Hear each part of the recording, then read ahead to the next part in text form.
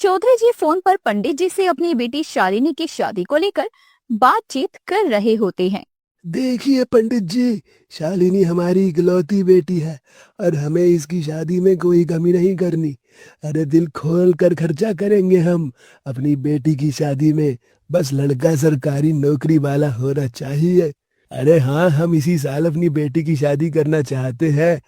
तो पूरी कोशिश करिए आपकी जल्द से जल्द अच्छा और सरकारी नौकरी वाला दामाद मिल जाए हमें।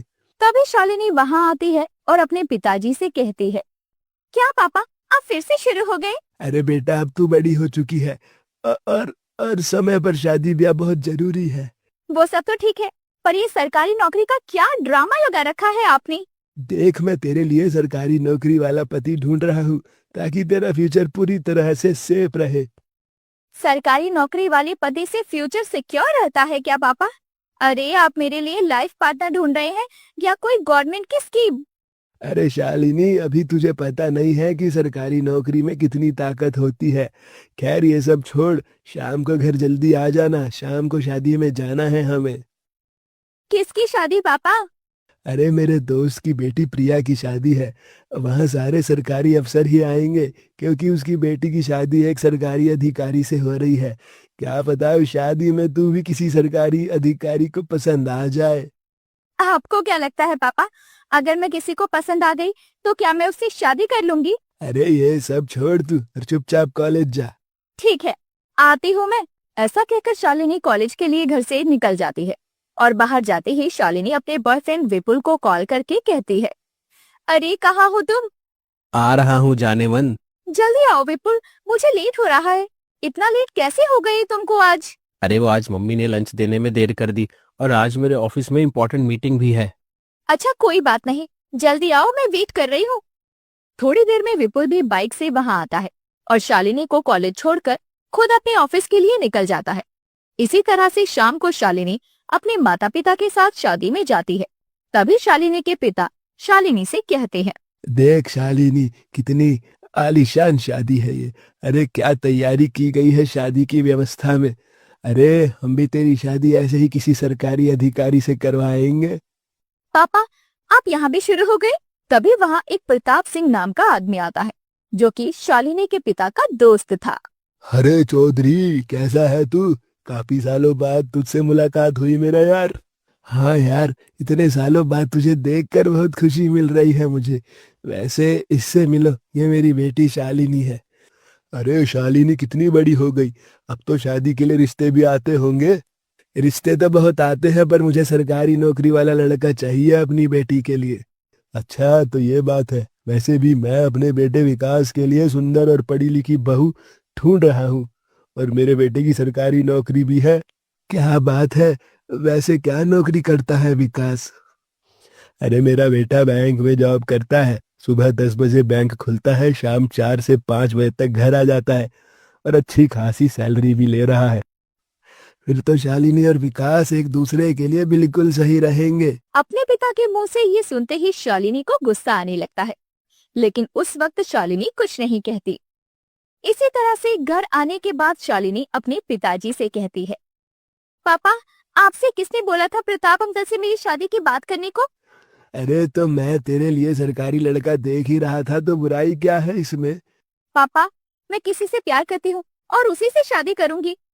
ये क्या बोल रही है तू? और क्या करता है लड़का? पापा वो एक सॉफ्टवेयर इंजीनियर है, प्राइवेट जॉब करता है। प्राइवेट नौकरी का सुनकर शालिनी के पिता हक्के बक्के रह जाते हैं और गुस्से में अपनी बेटी से कहते हैं, मैं तेरे लिए सरकारी पेंशन ढूंढ रहा हूँ और तू मुझे प्राइवेट टेंशन दे रही है। देख शालिनी, मैं तेरी शादी ऐसे फटीचर से कभी नहीं होने दूंगा। अगर तूने इससे शादी की तो मैं तुझे मेरी प्रॉपर्टी से बेदखल कर दूंगा।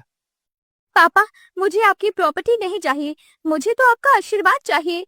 शालिनी भी जिद्दी थी, इसीलिए वो विपुल को इस बारे में सारी बात बताती है। वो दोनों मिलकर कुछ ही हफ्ते बाद मंदिर में शादी कर लेते हैं और शादी करके शालिनी अपने घर विपुल को लेकर आती है, जिस पर शालिनी के पिताजी कहते हैं, अरे आ गई तू यहाँ? अरे किस हक से आई है यहाँ तू? तू मेरे लिए उसी दिन मर गई थी जब तूने इस लड़के से प्यार किया था। पापा अब विपुल मेरा पति है, आप हमें अपना लीजिए। हरगिज नहीं। तू अब मेरे घर का हिस्सा नहीं है। मैंने तुझे अपनी जिंदगी से, अपनी प्रॉपर्टी से बेदखल कर दिया है। शालिनी के पिता गुस्से में शालिनी को अपनी प्रॉपर्टी से बेदखल कर देते हैं और उसे हमेशा हमेशा के लिए घर से निकाल देते हैं। जिसके बाद विपुल शालिनी को लेकर अपने घर आ जाता है और वो दोनों हंसी खुशी अपने एक नए जीवन की शुरुआत करते हैं। इसी तरह से एक दिन शालिनी के पिता अपनी गाड़ी से कहीं जा रहे थे। तभी उनकी नजर अपने दोस्त की बेटी प्रिया पर जाती है, जो कि रोड के साइड में खड़ी होकर ऑटो का वेट कर रही थी। अरे ये तो प्रिया है, इसकी शादी में तो हम सब गए थे। और ये इस लड़की ने क्या हाल बना लिया है अपना। अरे कौन कहेगा कि ये सरकारी नौकरी वाले की बीवी है। शालिनी के पिता तुरंत अपनी गाड़ी प्रिया की ओर मोड़ते हैं और प्रिया के पास जाते हैं। अरे प्रिया बेटा, नमस्ते अंकल। बेटा तुम यहाँ क्या कर रही हो? जी वो मैं यही रहती हूँ मम्मी पापा के साथ। पर क्यों बेटा? क्या बताऊं अंकल जी, जिसके पास जितना है उसे उतनी ही कमी लगती है। शादी के बाद एक भी दिन ऐसा नहीं था जिस दिन मैं रोई नहीं। पति की सरकारी नौकरी थी इसलिए शादी हो गई, पर उसके अंदर मेरे लिए प्यार और इज्जत तो थी ही नहीं। फिर ऐसी सरकारी नौकरी का क्या फायदा जो मुझे खुशी भी ना दे। बेटा अपने पति से बात करो, उसे समझाओ। अंकल जी अब तो मेरा डाइवोर्स हो चुका है और मैं अपने रास्ते हूँ और वो अपने रास्ते। प्रिया की दुख भरी कहानी सुनकर शालिनी के पिता को बहुत दुख पहुंचता है। इसलिए वो प्रिया को उसके घर छोड़कर शालिनी को बिना बताए उसके घर चले जाते हैं। और घर जाकर शालिनी के पिता देखते हैं कि शालिनी की सास बबीता रसोई में पकोड़े बना रही थी और शालिनी आराम से बैठकर पकोड़े खा रही थी। शालिनी बेटा। पापा आप अचानक से, आप नहीं जानते पापा, आपको इतने टाइम बाद देखकर मैं कितनी ज्यादा खुश हुई हूँ। मैं खुद बेटा।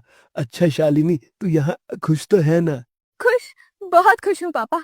विपुल और उसकी फैमिली बहुत अच्छी है, मुझे बेटी की तरह प्यार करते हैं सब लोग। तभी शालिनी की सास वहाँ आती है। कौन है बेटा शालिनी? मम्मी ये मेरे पापा है। अरे भाई साहब आप आइए बैठिए। शालिनी तू अपने पापा से बात कर, मैं चाय नाश्ते का इंतजाम करती हूँ। बेटा तुझे यहाँ खुश देखकर मुझे बहुत अच्छा लग रहा है और मुझे समझ आ गया कि सरकारी नौकरी के पीछे भागने से अच्छा है कि अपनी बेटी के लिए एक अच्छा जीवन साथी ढूंढो। अपनी बेटी को ससुराल में खुश देखकर शालिनी के पिता की आंखों में आंसू आ जाते हैं और उनको समझ आ जाता है कि सरकारी दामाद ढूंढने से बेहतर है कि अपनी बेटी के लिए एक ऐसा जीवन साथी ढूंढो जो उसे हर हाल में खुश रखना चाहे।